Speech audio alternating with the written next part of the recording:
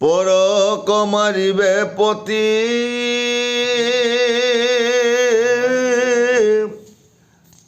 মনত সংকল্প কৰে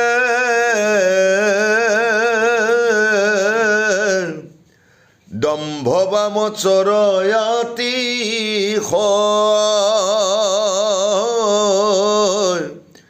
এহিমতে ভক্তিমূত কৰিলে তামস হয় ক্ৰোধ ভেদত চিনিতে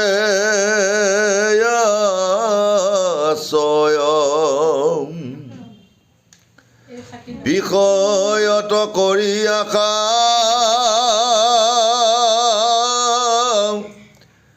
যশ বাৱ সহ্য চাৱে প্ৰতিমাত মুহু কপূজয়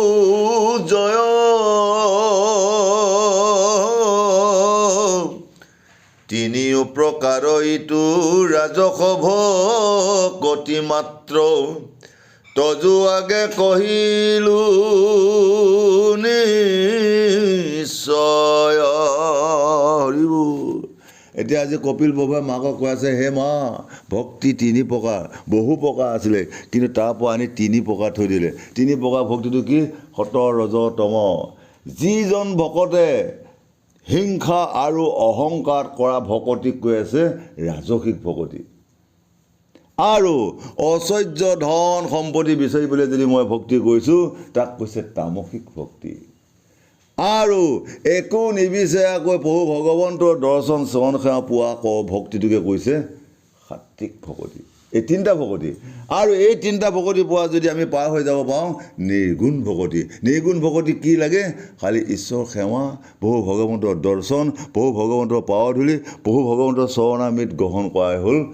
এক নম্বৰ ভক্তি। এতিয়া আমিতো সেইবিলাক কৰিব নোৱাৰোঁ। গতিকে প্ৰহ্লাদে তেনেকৈ কৰিছিলে কাৰণে তেওঁ খুব সুন্দৰকৈ একেবাৰে 5 বছৰৰ পৰা ভক্তি কৰি তেওঁ ভগৱানক মাতি লৈ আহিছিলে। আমাৰতো নাই হয়। তেওঁ বাপেকে প্ৰহ্লাদক মাৰিবৰ কাৰণে কত যত্ন কৰি আচিমুনি গদাই সদায় টঙনিয়াবলৈ যত্ন কৰে। পাহাৰৰ পৰা পেলাই দিছে তেও নমৰে, জুইত পুৱাই দিছে তাতো নমৰে, সাগৰত 80 কিলো একদম শিল বান্ধি পেলাই থৈ তাতো নমৰে, ফেটি সাপে দংশন কৰালেও নমৰে, হাতীয়ে গছকিলেও নমৰে। ইমান শুদ্ধ সত্য তেওঁ আত্মা। তেওঁ ভগৱানক যেনেকৈ বিচাৰিছিলে তেনেকৈ পাই গ'ল। আৰু তেনেকৈ আহি তেতিয়া সেই নৰসিংহৰ ৰূপ লৈ দুষ্টক দমন কৰিছে। এতিয়া আমাকো কৈ আছে যদি আমাৰ যদি এই 11 ইন্দ্ৰিয় সভা যদি আমাৰ দমন হোৱা নাই, স্বৰূপেও যদি দমন হোৱা নাই, আমিও এটা হিৰণ্যকশিপু। আমাকো এদিন ঈশ্বৰে আহি চক্ৰপাত পেলাই দিব, ডিঙিটো কাটা যাব আহে হয়। সেইকাৰণে সত্য শৌচ ক্ষমা দয়া আমি খুব সুন্দৰকৈ মানি এই তিনিটা গুণৰ মাজত ৰজ তম সত এই তিনিটা গুণ পাৰ কৰি যদি আমি নিৰ্গুণ ভকতি কাম কৰিব পাৰোঁ তেতিয়াহ'লে আত্মাক গতি দিব পাৰিম। আৰু যদি তাকে নকওঁ যে আহিছোঁ মানুহ গৈছোঁ মানুহ খাইছোঁ মানুহ বাছ আৰু কাম নাই, ইয়াৰ পৰা একো এটকা পোৱা 1 পইচা এটাও নিব পৰা ব্যৱস্থাটো যদি নহয়, ইয়াৰ পৰা যেতিয়া আমাৰ আত্মাটো যেতিয়া লৈ যাবগৈ তেতিয়া তাত যমে সুধিব নহয় এই তোমাক ইমান দিন ফিল্ডত মনুষ্য জন্ম লৈ পঠিয়াইছিলোঁ, কিমান ভাল কাম কৰিলা দিয়া উত্তৰটো দিয়া। সেইদিনাখন যদি মই কওঁ যে মই একো কৰিব নোৱাৰিলোঁ গোসাঁই, গ'লোঁ খালোঁ বলোঁ আহিলোঁহে, টাঙন লৈ থাকক। আৰু যদি কয় বোলে নাই গোসাঁই মই একেবাৰে গৈ অন্ধ মানুহক জ্ঞান দান দিছোঁ হয়, একেবাৰে নাজানা মানুহক ভক্তি জ্ঞান দান দিছোঁ, আৰু দুখীয়াক মানে মই সহায় কৰিছোঁ, ভিক্ষাৰীক দান দিছোঁ, দুখীয়া মানুহক 10 টকা 5 টকা দি সহায় কৰিছোঁ, এনেকৈ কৰি অন্ধলাক চকু দান দিছোঁ, এনেকৈ কৰি আহিলোঁ। তেতিয়া চিত্ৰগুপ্ত মানে খাতাখন চাই চাব যে ইয়াৰ নাম্বাৰ বহি আছে, তেতিয়া আপুনি বাচি যাব। আৰু যদি একো কৰিব পৰা নাই একদম কাণ পাতি দি থাকিব লাগিব, টাঙন একেবাৰে পিঠি ফালপে আগফালপে দি থাকক, লৈহে থাকক হয়। সেইকাৰণে এই জনমতে আমি বহুত টকা দিব নোৱাৰিলেও যদি ভিক্ষাৰী এজন আহে যদি টকা 10টা দিলেও আত্মাই শান্তি পাই গ'ল। আৰু তাকে নকৈ যদি এই ক'ত আহিলে বুলি যদি গালি সময় দিয়া যায় আপোনাৰ পাপটো অৰ্জন হৈ গ'ল হয়। গতিকে আমাক কৈ আছে যে এই পৃথিৱীত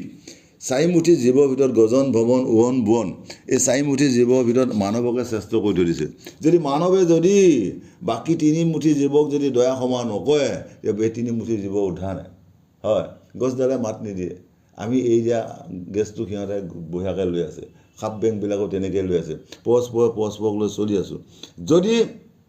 মানুহে যদি তেওঁলোকক যদি সহায় সাৰথি নকৰে তেতিয়াহ'লে তেওঁলোকো চলিব নোৱাৰে আমি মানুহো চলিব নোৱাৰোঁ সেইকাৰণে এই পৃথিৱীত কোটি কোটি জন্ম পুণ্যৰ ফলত এইবাৰ মনুষ্য জন্ম পালোঁ মনুষ্য জন্ম পাই যদি আমি ভকতে ভাল পোৱা কাম কৰিব নোৱাৰোঁ পিতৃ মাতৃকে যদি চিনি নাপাওঁ আপুনি তীৰ্থত গৈ পেলাই বৰ একে এমন বুট মাহ দি পেলাই পূজা কৰিলে কামত আহিব নাহিব নহয় মোৰ ঘৰত থকা মই একে আচল আইগৰাকী যাপে মই জন্ম হৈ পৃথিৱীখন দেখি আছোঁ তেওঁক মই এক নম্বৰতে মাতৃ বুলি শ্ৰদ্ধা ভক্তি সেৱা কৰিব লাগিব 2 নম্বৰতে মই যাৰ ওচৰত গৈ আশ্ৰয় ল'লোঁ মই এই বিদ্যা শিক্ষা শৰণ ভজন তেওঁক সেৱা কৰিব লাগিব 3 নম্বৰতে যিজন প্ৰভু ভগৱন্ত ঔৰসে আহি পৃথিৱীত জন্ম দিলে আহি সেইজনক সেৱা কৰিব লাগিব এনেকৈ গ'লেহে আমি শান্তি পাম আৰু যদি মই মোৰ পিতৃ মাতৃ মোৰ ঘৰত আছে মই নামাটোৱেই আউল পচানে নধৰোঁ জগন্নাথত গৈ পেলাই একে এপুৱা 1 মোন মাহ প্ৰসাদ দিলেও হে ভগৱানে তুষ্ট নকৰে ইয়াত থকা জগন্নাথক যদি সেৱা কৰিব পাওঁ এই জগন্নাথক গৈ এপুৱা বাতাচা দি হৰে কৃষ্ণ গালে তথাস্তু কৰি দিব সেইকাৰণে পিতা স্বৰ্গ পিতা ধৰ্ম পিতাহি বৰ্ণং তপ জননী জন্মভূমি স্বৰ্গাদপি গৰিয়সী গতিকে আটাইতকৈ আকাশনে ওখ আকাশতকৈ ওখ কোন বোলে মোৰ জন্মৰ এটা পিতৃগৰাকী এই পৃথিৱীখন ইমান কোমল সদায় হানি খুচি কাটি থকা যায় ইতেও কেতিয়াও দুখ পোৱা বুলি নকয় ইমান সহ্যগুণী ইয়াতো কৈ সহ্যগুণী কোন বোলে মোৰ মাতৃগৰাকী জননী জন্মভূমি স্বৰ্গাদপি গৰিয়সী মই জননী জন্মভূমি স্বৰ্গাদপি গৰিয়সী মোক ইমান কেতিয়াবা টঙনীয়া মায়ে আৰু তাৰপিছতে আকৌ মাতি পেলাই আকৌ ভাত খুৱাই দিয়ে হয় এই মায়ে মা বোলা বস্তুটো ইমান ইমান মৰম চেনেহ গতিকে এই মা পিতৃ মাতৃক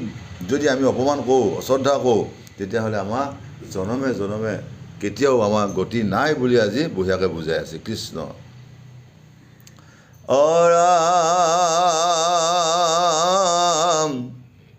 পাপ মূৰ হৌক নাশ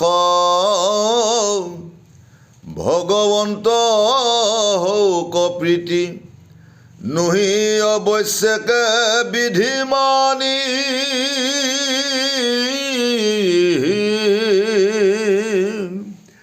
ইতিনি প্ৰকাৰ ভক্তি কৰিলে সাত্বিক বুলি নিস্তে মই কহিলোঁ বখানি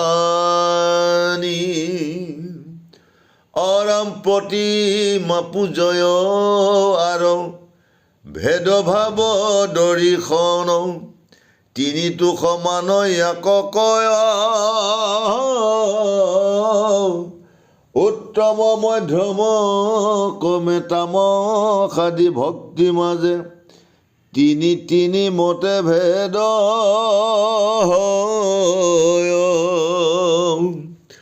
আৰাম একো বিধি নৱ নৱ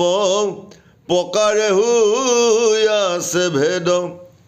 তাক বুজিবা দিয়া মতি সগুণ ভকতি আহি একাধিক আশী বিধ আবেকহু নিৰ্গুণ ভকতি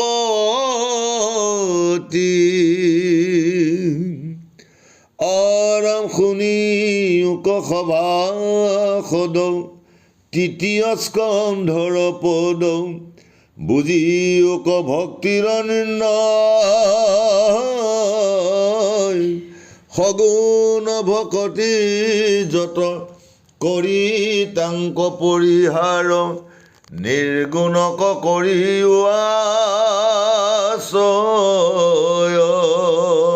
হে মা এই সগুণ ভকতি বাদ দি নিৰ্গুণ ভকতিত আশাৰ পৰা এৰি নিৰাশালৈ আহা নিৰ্গুণ ভকতিত আহিলেহে আমি দেহত থকা আত্মাক গতি দিব পাৰিম আৰু যদি সদায় আশাতে ব্যস্ত হৈ থাকোঁ তেতিয়াহ'লে আত্মাক গতি দিব পৰা ব্যৱস্থাটো নহ'ব বুলি আজি কপিল প্ৰভুৱে নিজ মাতৃক দি আছে নিজ মাতৃ মানে আমাৰ সকলোকে কৈ আছে যে এনেকৈ ভক্তি কৰিলে গতি পাব এনেকৈ ভক্তি কৰিলে অধোগতি যাব সেইকাৰণে আমি সদায় ভাল কৰ্মটো কৰি গ'লে প্ৰভু ভগৱন্তই আমাক কৃপা নকৰা কোনো কাৰণ নাই বুলি বোলে সুন্দৰভাৱে আমাক বুজাই আছে কৃষ্ণ